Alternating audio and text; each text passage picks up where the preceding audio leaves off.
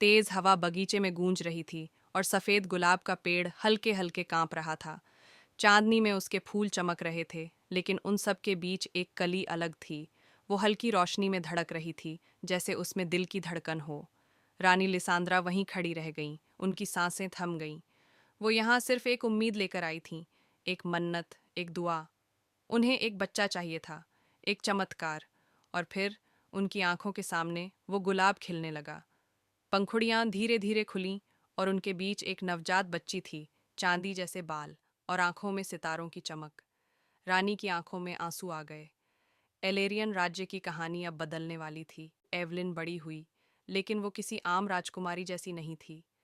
सफ़ेद गुलाब के पेड़ का जादू उसके अंदर था।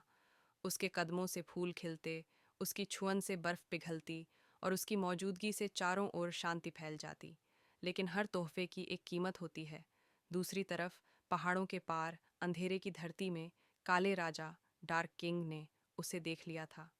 उसकी धरती ठंडी और वीरान थी, जहाँ न सूरज उगता था न कुछ उगता था। सालों से वो इस अंधकार से बाहर निकलने का रास्ता खोज रहा था, और अब उसे एक रास्ता मिल गया था। सफ़ेद गुलाब की राजकुमारी। एवलिन के 18वें जन्मदिन की रात, जब वो गुलाब के पेड़ के नीचे खड़ी थी, हवा में एक अजीब सी सरसराहट हुई। बगीचे में अंधेरा घिरने लगा, फूल मुरझाने लगे। फिर काले साए उस पर झपट पड़े। एवलिन भागी, लेकिन अंधेरे की लहरें बहुत तेज थीं। काले हाथों ने उसे जकड़ लिया और देखते ही देखते वो अंधेरे में गायब हो गई। जब उसने होश संभाला तो वो एक काले महल में थी। डार्क किंग का राजमहल। यह महल किसी बंजर पहाड़ी पर खड़ा था। चारों तरफ सिर्फ घना कोहरा। हवा तक चुप थी, जैसे यहाँ कोई जिंदगी ही नहीं थी। और उसके सामने खड़ा था डार्क किंग। तुम इस दुनिया की आखिरी रोशनी हो, वो फुसफुसाया, और जल्द ही तुम मेरी हो जाओगी।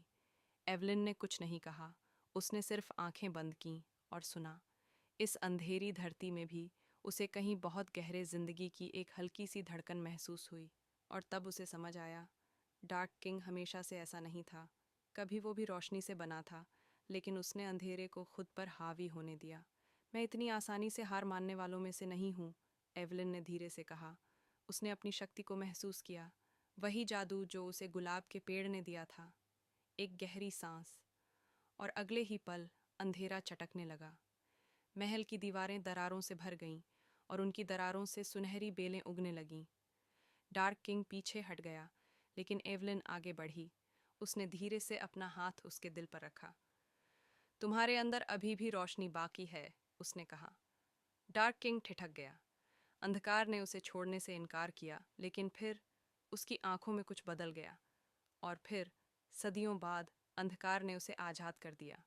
सुबह होते ही एवलिन वापस एलेरियन लौट आई। उसकी दुनिया अब पहले से भी ज्यादा चमकदार और सुंदर थी। लेकिन वो डार्क किंग को कभी नहीं भूली। उसे एहसास हो गया था, रोशनी और अंधेरा दुश्मन नहीं होते। अगर सही संतुलन बना रहे तो दोनों साथ रह सकते हैं। इसीलिए हर साल वो फिर से गुलाब के पेड़ के पास जाती। अब किसी मन्नत के लिए नहीं, बल्कि सिर्फ सुनने के लिए। हवा की सरसराहट, धरती की धड़कन, और वो वादा कि जब तक वो है, संतुलन हमेशा बना रहेगा।